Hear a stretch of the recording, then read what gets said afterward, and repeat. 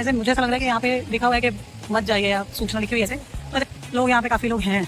ये मंदिर भी अंदर से बहुत खूबसूरत लग रहा था। मुझे लगा कि शायद बहुत चलना पड़ेगा यहाँ से आगे के लिए। वापस आते हुए का मैं आपको थोड़ा सा एक सैंपल के हिसाब से ये थोड़ा बता रही हूँ। मुंबई में जैसे ही मानसून आता है ना, ऐसा मन करता है कि कहीं घूम के आएँ। तो इसलिए आज हमने सोचा कि श्रावण का महीना भी चल रहा है, तो क्यों ना तुंगारेश्वर जाया जाए।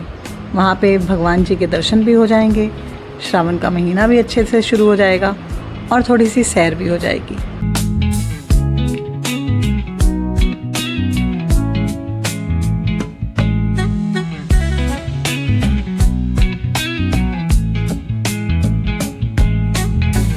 ईस्ट में आके या तो आप ऑटोज़ ले सकते हैं जो 50 रुपये पर सीट लेते हैं वहाँ तक जाने के लिए, या सामने यहाँ पे बसेस दिखेंगी, वहाँ से आपको बस मिल जाएगी। तो हमने सोचा है कि हम बस पे जाके देखते हैं इस बार कैसा रहता है। तो लेट्स सी। अरे यार, हम सोच रहे थे बस पर जाएंगे, पर लाइन देखो कितनी लंबी है। ये सब लोग उसी बस के लिए वेट कर रहे हैं। तो मेरे को तो नहीं लगता कि एक बस में ये लोग पूरे भी हो पाएंगे। देखिए पीछे तक, वहाँ तक लाइन लगी हुई है। तो हम सोच रहे हैं कि ऑटो पे ही चले जाते हैं, बस का आइडिया रहने देते हैं। तो भाई यहाँ पे ऑटोज़ के लिए भी लाइन ही है, पर एक ऑटो में 4 जन बैठ जाएंगे। तो आई होप कि हमारी बारी जल्दी है। और ये ले रहा है 50 रुपया पर सीट, और ये हमको मंदिर के थोड़ा पास पड़ेगा। आई थिंक हमको वहाँ से भी 1-1.5 किलोमीटर पैदल चल के जाना पड़ेगा। तो देखते हैं कैसे जाता है। हम ऑटो में अब बैठ चुके हैं और जा रहे हैं, और देखिए जो बस की वेटिंग लाइन है वो कितनी लंबी है। तो जो ऑटो है उसने हमसे 35 रुपीज़ पर हेड लिया, और हम 4 जने हैं इसमें। आज वीकडे है और रास्ते में बहुत रश मिला ऑफिस गोअर्स का।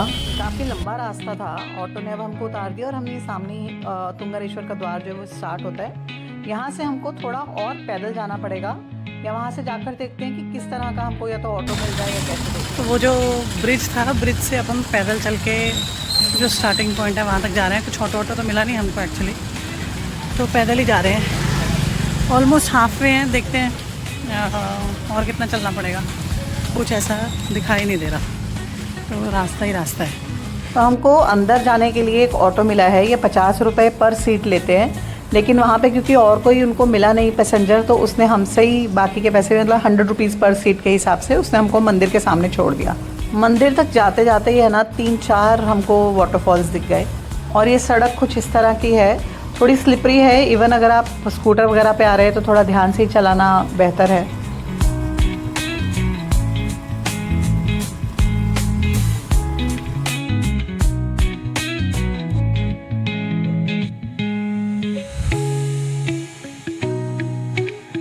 मॉनसून के कारण ये रास्ता एक्चुअली बहुत ही सुंदर लग रहा था। जगह जगह पे वाटरफॉल्स हैं, बहुत सुंदर लग रहा है।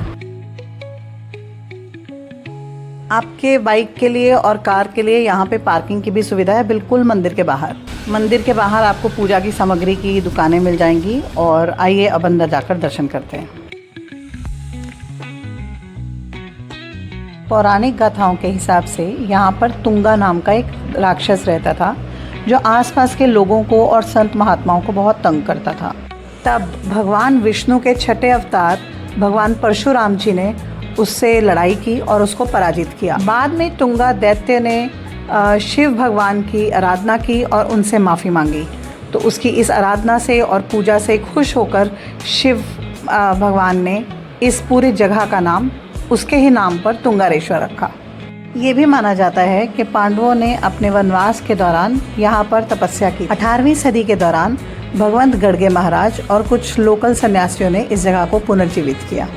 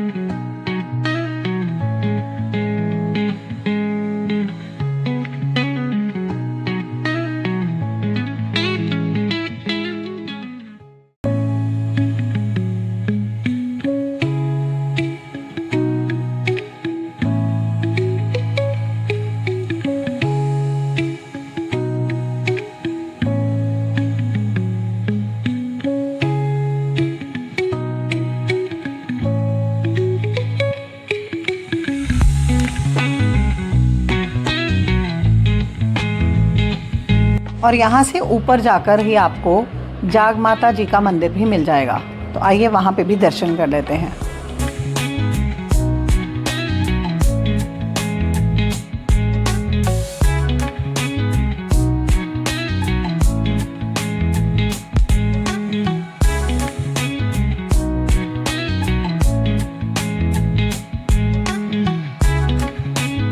ये मंदिर भी अंदर से बहुत खूबसूरत लग रहा था, बिल्कुल रंगीन कांच से उन्होंने अंदर सजावट की हुई है।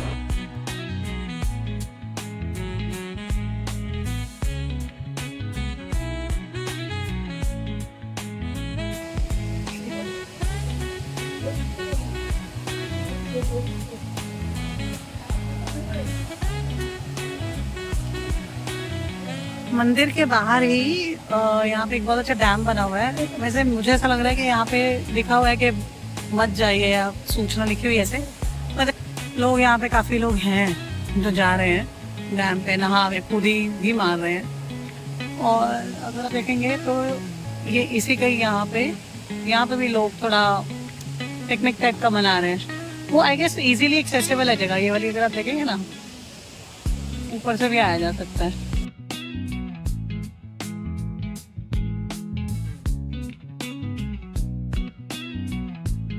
और मंदिर के साइड से ही थोड़ा कच्चा सा रास्ता बना हुआ है, वहीं से हम आगे वाटरफॉल की तरफ जा रहे हैं। पहला फॉल देखा ना, उसके बस ये आगे जाके वो पीछे जाके जो फॉल दिख रहा है ना, वही मेन फॉल है। आई डिड नॉट नो, मुझे लगा कि शायद बहुत चलना पड़ेगा यहाँ से आगे के लिए, पर ये तो बहुत आसान है यार। अपन पहुँच गए ऑलमोस्ट, वे ऑलमोस्ट देयर।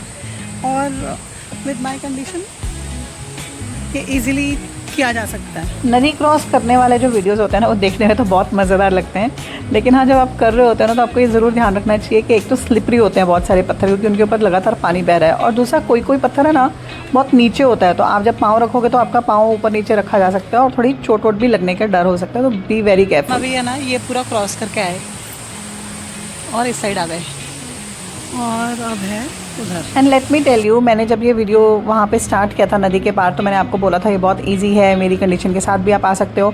लेकिन हम जब यहाँ तक पहुँचे ना, तो मैं यहाँ पे मेरे ख्याल से 2-3 जगह पे मैंने गिव अप कर दिया, और मैंने बोला कि भाई मैं नहीं जा रही हूँ। And I asked my husband कि तुम अकेले ही चले जाओ ऊपर तक, बिकॉज़ जो पत्थर जिनको क्रॉस करके जाना था ना, वो छोटे पत्थर नहीं थे, दे वर लाइक बोल्डर्स, तो इतने बड़े बड़े पत्थर थे और नहीं जाया। हम यहाँ पे है ना, मैं 15-20 मिनट बैठ गई, and I asked my husband कि अगर if you want to go so please go ahead, और आप वहाँ पे वाटरफॉल में जाके इंजॉय करो, मैं नहीं जाना चाहती हूँ। But he is persistent, he is saying कि नहीं, अगर तुम नहीं जाओगे तो मैं भी नहीं जाऊँगा। तो अभी वो रेकी करके आए हैं, and now we both are going towards the waterfall. And ये फाइनली आई मेड इट।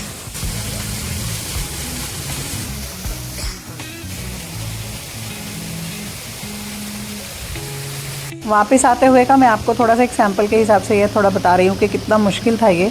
पीछे ये जो आप पत्थर देख रहे हैं, मतलब किसी भी रास्ते से आओ, you take whatever route, आपको उतने बड़े बड़े पत्थर क्रॉस करने ही पड़ेंगे। And yes, it was very difficult. बाहर आकर हमको भोलेनाथ जी के दर्शन हुए। ये प्रतिमाएँ काफ़ी बड़ी और ख़ूबसूरत तो हैं ही, पर आप इनमें डिटेलिंग भी देखिए क्या खूब की हुई है।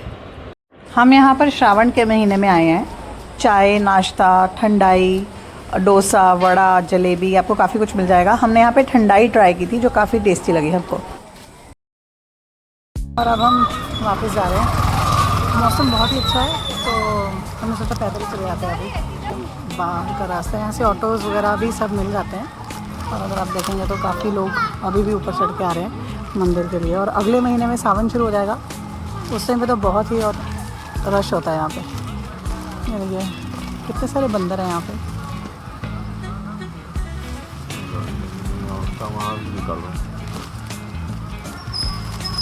एक छुप के बैठा है। आपको ऐसे बहुत सारे स्पॉट्स मिलेंगे रास्ते में, देखने में काफ़ी सुंदर लगते हैं। और अब हम ऑलमोस्ट पहुंच गए हैं नीचे तक। ये पता नहीं कब, मैं तो थक गई हूँ। ये अपने को कुछ तो दिख रहा है यहाँ से हमको ऑलमोस्ट। सो बाहर जाके देख के आए, हमको स्टेशन तक जाने के लिए क्या ऑटोज़ वगैरह ही मिलेंगे, मतलब वो किस तरह से मिलते हैं, अलग से करना पड़ता है या शेयरिंग पे मिल जाएगा, वो एक बार देखते हैं। और बरसात में एक थोड़ा ये है कि बहुत ज़्यादा स्लिपरी है रास्ता। मतलब ठीक है, बीच में अच्छी सड़क भी बनी हुई है, पर ये देखो थोड़ा ना, तो देख देख के चलना पड़ता है, जो आपको वैसे भी चलना चाहिए। तो तुंगारेश्वर के मेन गेट से बाहर आते ही हमको ऑटो मिल गया, जिसने 50 रुपीज़ पर सीट के हिसाब से हमको स्टेशन तक छोड़ दिया। जब हम बैठे थे तो उसमें ऑलरेडी सिर्फ हम दोनों ही थे, पर उसने रास्ते में और लोगों को पिक कर लिया और उसने हमसे सिर्फ 50 रुपीज़ पर सीट के हिसाब से लिया। वसई स्टेशन में पहुंच के हमको ये लिट्टी चोखा की एक दुकान दिखी और हमने सोचा क्यों ना ट्राई किया जाए। मुझे ऑसम तो नहीं लगा, बट ठीक था, इट वॉज ओके। और ये लिट्टी चोखा की प्लेट थी शायद 60 रुपए की। And after a tiring day, it's time to head back home. Please show your support by liking and subscribing. Also, please share any feedback that you have and I can improve on. Thank you for watching. Bye-bye.